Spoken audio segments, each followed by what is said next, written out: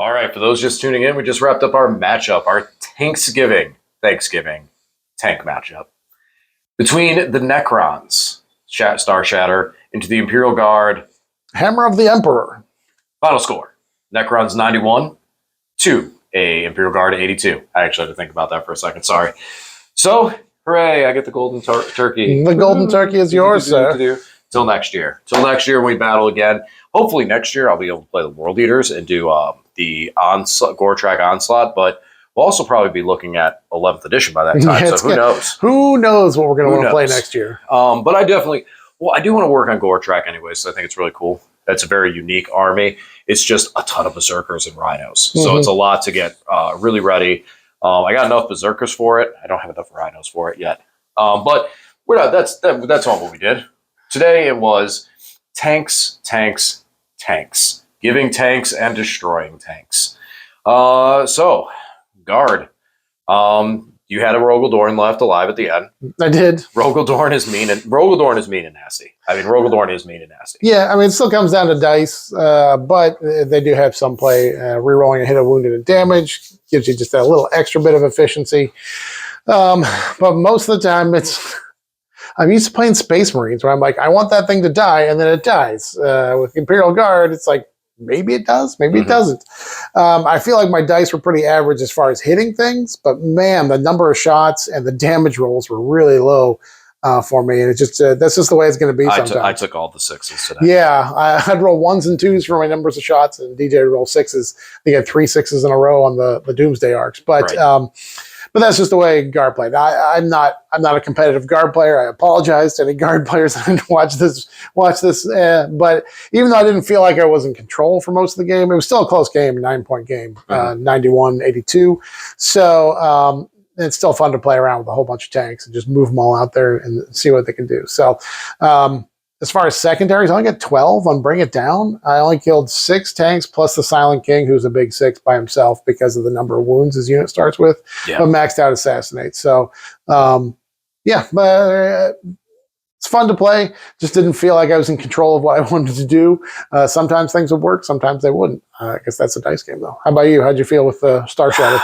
I hate to say I liked it because it was very powerful. Yeah, you keep trying to avoid Star Shatter and Doomsday Arcs. You're like, no, I'm special boy. I'm not going to play it. No, because I like to play off meta lists, but I will for the people, for my cronies out there. I'll mess with it a little bit more. I think what I'd have to say is I do feel like, as we talked about afterwards, if I lost a Doomsday Arc early, having that second Doomsday Arc would have been nice. There was definitely a position across field where I could have, instead of it being a Ghost Arc, it could have been a Doomsday Arc that was out there. So I definitely feel like I'll probably do that switch up there. Didn't mind the general concept of having the Geomancer in the back just to cover that entire board and cover that out. So he might still stick around. But I'll definitely do some tweaks to it, mess with it a bit. Initially, I think probably go down to 3 Ghost Arcs. I really like the Ghost Arc Score Pack combo. The Score Packs being able to get out there, such a strong payload that gets out of those things to bring them. Yeah, Score Pack Lords, just as solo characters, are ludicrously strong for what they are. They're super durable, toughness 7, 7 wounds, 4 up in bones. And they have impact mortals when they hit. And if they roll, what is it, a 6? The 6, it's D3 plus 3, yeah. Which is just brutal when someone does that to you. Like, you hit a Lehman Russ for 5 mortals on the charge. And then their attacks are really good, hitting on 2s. What's the strength? The AP? The strength 10, AP 3 damage. That's a ludicrous profile. As a Space Marine player, I'm like, I've never heard of such a profile on anything, a character or not. So I think they're really strong as just solo pieces. Yeah, and then when they get out there at 8-inch move, so you're looking at 3-inch, so it's 11 inches off the transport. Definitely good to be able to, because with one command point, I can go through a wall with a vehicle. But there's not always, as we had 1 point, I couldn't go through the wall to Bring It Down. Behind enemy lines. There wasn't enough of a landing point. Even if I spent 2 command points to go auto advance 6 and go through the wall, there wasn't enough of a landing point. To be able to get the behind enemy lines. That's where the score packs kind of come in. So I think what I'd probably do is I'll probably drop down to 3 Ghost Arcs. keep the Scorpex in there, get the third Doomsday Arc in there. So all in all, I'd be losing one vehicle on that side of things, and then figure out where I want to do with those points, spend those points. Kind of thinking Ophidians maybe, because I could drop the Geomancer, turn them into Ophidians, have them string out back, and then after when I need to pick them up, and then let my Plasmancer wander back there and hold my home field objective. And in some missions, I don't even need to hold the home field objective. So we'll see. We'll look into that a bit. And I could go Scarabs, because I could put the 3-man back there, and as long as they're near those Psychomancers, then they're going to get the OC1. So there's some options there. I'll mess with it a little bit, but it was I definitely could feel a lot of the power behind it, where that comes into play, where just how hard it can hit. So, and all I got to really do, I got all these Ghost Arcs. I just got to make a cannon and do what I did with that. Just put a cannon. Put a big old gun on top. Yeah, because I'm not a fan. One of the reasons I don't like Doomsday Arc is I'm not a fan of the model design. I don't like the fact that it's a Ghost Arc. Turn it upside down. It's a Doomsday Arc. I don't like that. So I'll probably just build up, do what I did with the one Doomsday Arc that I had that was hanging out back here, and just build a cannon, put it on top. And then, yeah, I got 3 pirate ships to go around shooting a big cannon. Silent King, he was stupid durable this game.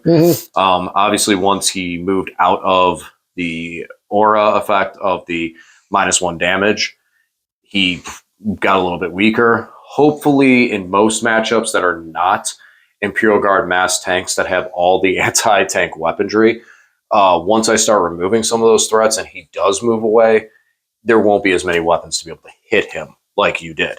But as long as you had models on the table, they had guns that could hurt the king. And especially multi-melt is going to get close and melts of damage and it hurts. But I knew it was going to happen when I pulled him away.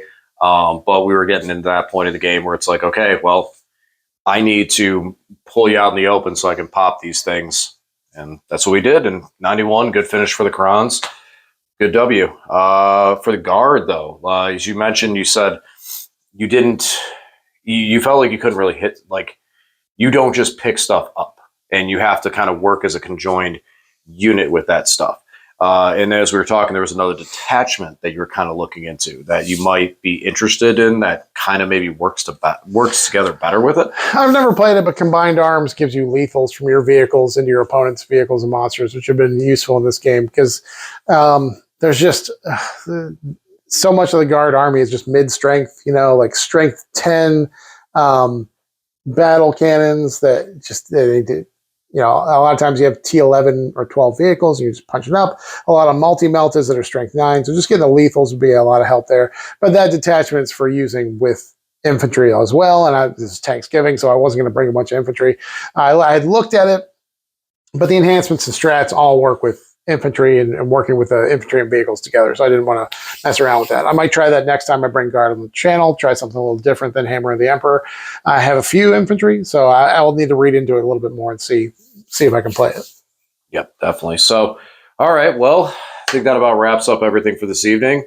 Only thing left to say is happy belated Thanksgiving. And as always, thanks for watching, and we'll talk to you again soon.